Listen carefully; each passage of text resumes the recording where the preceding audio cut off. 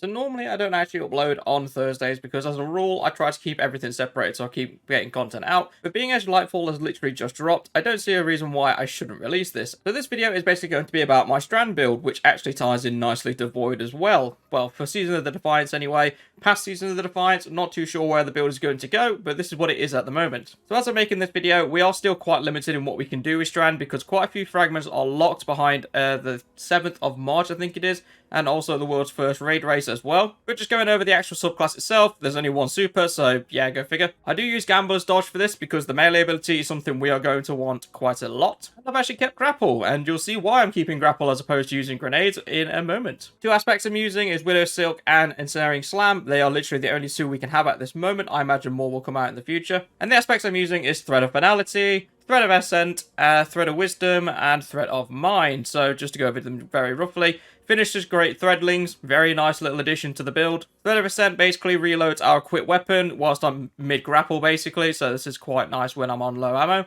Wisdom generates orbs of power when I defeat suspended targets with precision final blows. And Thread of Mind also grants me extra class ability when I beat a suspended target. So with a heavy focus on getting your grenade ability back and also getting class energy, I wonder why I'll be wanting to do this. And that's simply because when you use grapple, you actually turn your charge melee ability in from the throwing dart into a shoulder charge, which is very useful because it also turns it into an AoE attack. So you can kill quite a few ads at the same time. But on top of this, this pairs nicely with the exotic, which I'm actually carrying over from the Arc 3.0 build, which is obviously Assassin's Cowl. And Assassin's Cowl gives you invisibility and also gives you a portion of health and shields back whenever you kill something with a charged melee. So when I'm swinging around with the grapple and going to my shoulder charge, it also procs Vanishing Execution, which turns me invisible, gives me health back. And this also applies to the Threaded Spike, which is very useful for taking out a bunch of red bars when they are grouped together. But not only do we already have something that procs Assassin's Cowl very frequently, I'm also going to take this a step further, because as you can probably see by this mod, we actually have Void/Strand Dual Siphon, which basically just lets me create orbs of power with both Strand and Void weapons, which is very useful to have because this season we actually have Volatile Flow, which basically means as soon as I pick up an orb of power,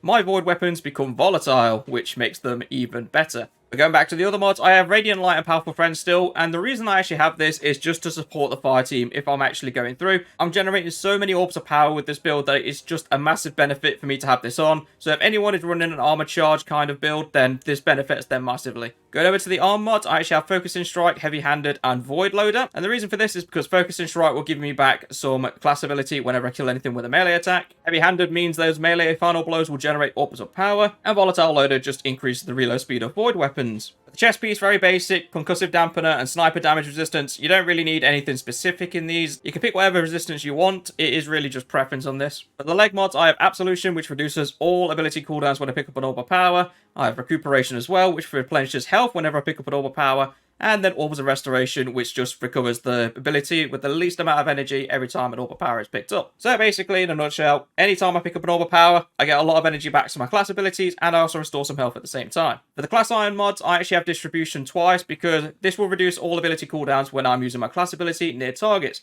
And with Strand specifically, you can do an air dive. So when you do this air dive, it suspends targets, which actually stuns unstoppable targets as well. So it's an even bigger plus to be doing that. So when I'm actually doing the dive and suspending targets, I'm getting a lot of ability cooldown as well. And for the final mod, because I had one spare, I'm using Outreach, which just reduces my melee cooldown when I'm using my class ability even more. So after going through all the mods, you can see I'm on a heavy focus of getting my melee cooldown down as much as possible so I can use it whenever I feel like it.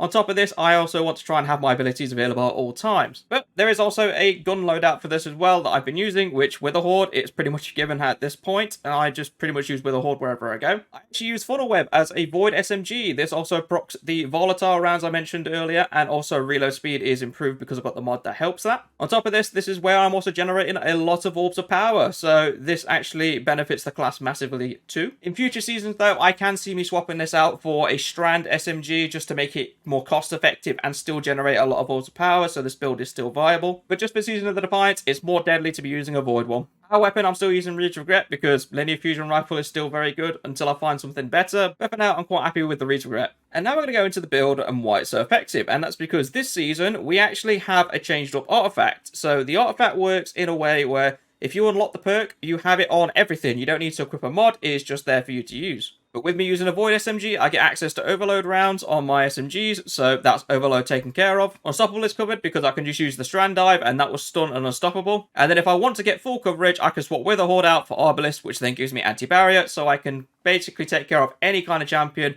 with just this class alone. But for extra ice on the cake, this season, like I said, we have volatile flow, so volatile rounds are a thing. There's also a perk on the artifact called Shattered Orbs, and this basically means if you shatter the opponent's shield with the right type of weapon, so if it's a void shield and you destroy it with a void weapon, then you'll get an orb of power for breaking the shield. And in this current battleground, there is a lot of void shields, so a lot of orbs of power go flying everywhere. And because I can have total coverage on all champions, counter weave also comes into play quite nicely, which basically means if the fire team or myself stuns or defeats a champion, I get extra energy for my strand abilities, which means the charge is even better. So in a nutshell, this build is just designed to absolutely decimate adds. It's not really a damage focused one, even though the Strand Super is fairly good at damage. But when it comes to large groups of adds, there's not really a great deal of challenge I can find at the moment, because I just seems to be in a situation where I can take everything out. And when things get hairy, I can just throw a needle dart and pretty much go invisible and get away if I need to. On top of that, I can grapple, swing round, and smash into a group of adds, which again turns me invisible